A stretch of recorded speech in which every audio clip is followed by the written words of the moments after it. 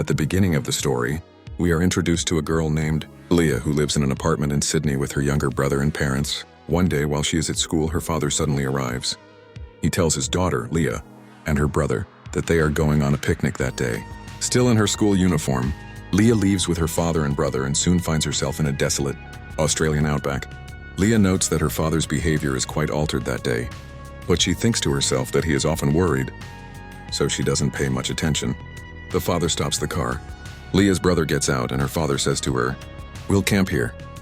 Leah unpacks the supplies and begins preparing food. But suddenly she sees her father shooting bullets at her brother. At first, Leah thinks it's some kind of game, but she soon realizes the truth. Her father is genuinely trying to kill her brother. She immediately grabs her brother and takes him behind some rocks. After that, her father sets the car on fire and takes his own life. Leah witnesses it all but doesn't tell her brother the truth. She picks up the food supplies and sets off with her brother in the direction of home, even though she has no idea which way home is. The intense heat and lack of water in the wilderness cause them great suffering. At night, they stop somewhere, eat a little food, and fall asleep there. The next morning, they resume their journey. Ahead, they find a high cliff. They climb it to look around, but in every direction, there is only desert and wilderness. No town or refuge is in sight. Several days pass. Hunger and thirst have weakened them both. Leah's brother, exhausted and severely dehydrated, collapses to the ground. Leah is also tired but doesn't lose heart. She lifts her brother onto her shoulders and slowly moves forward. Then suddenly they see a lush green tree. Leah thinks that where there is a tree, there must be water. When she approaches the tree with her brother, she finds that there is indeed water there, and the tree is bearing fruit. At first, Leah is afraid it might be a mirage, but when she sees birds eating the fruit, she and her brother also eat them. They both drink plenty of water and spend the night there.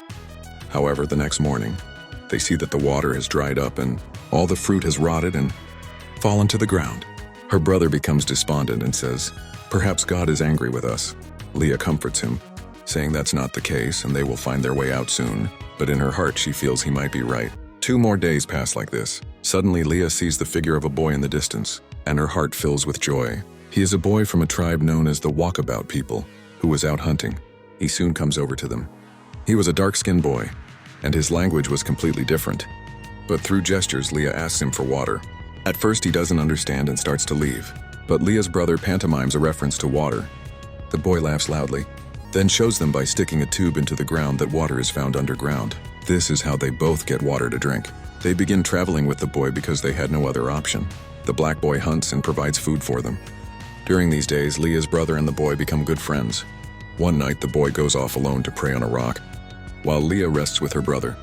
After some time, they reach a place where many trees have been cut down and water is spread out.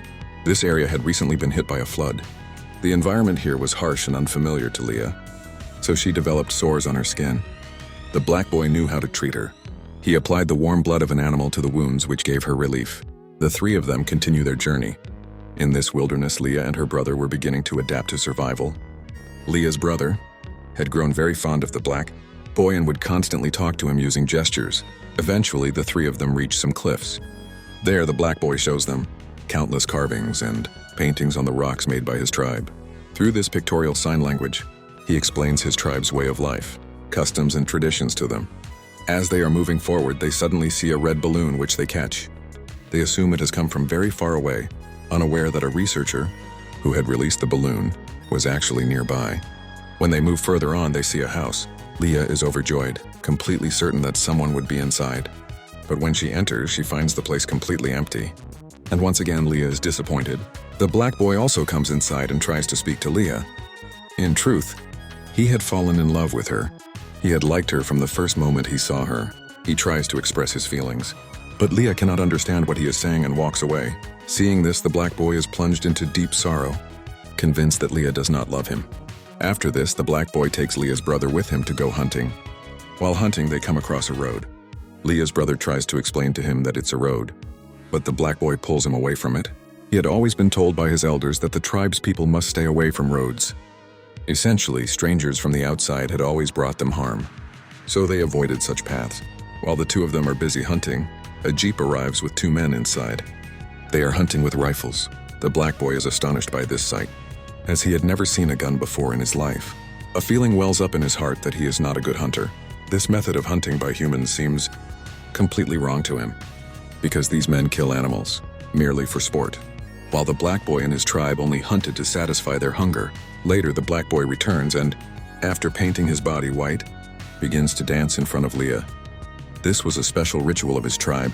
When a boy desired a girl, he would express his feelings by dancing in this way, but Leah gets frightened and runs away.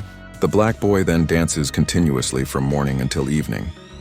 The truth was he would dance until Leah also danced with him. But Leah has no understanding of what her reaction should be. Later, Leah tells her brother that they will leave the next day. Her brother replies, "By that road."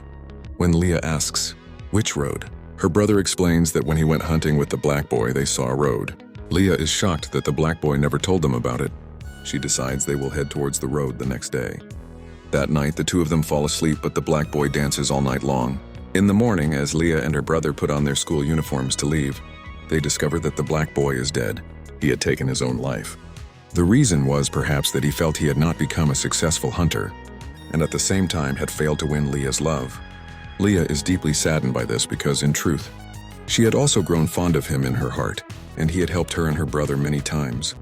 Leah moves on with her brother, and soon reaches a deserted desert mine, where they meet a man. Leah tells him they need to get to the city, and with his help they finally arrive. Many years pass. Leah grows up and gets married. But in her memories, the black boy still lives on. The boy who had taught Leah and her brother how to survive in the wilderness and had saved them. A question still lingers in Leah's mind. Why did the black boy take his own life? The truth was, in his tribe there was a rite of passage. When a boy turned 16, he was left alone in the wilderness for several months to learn the ways of life. The black boy had been living apart from his tribe as part of this very ritual. The story ends with this scene. Thanks for watching the video.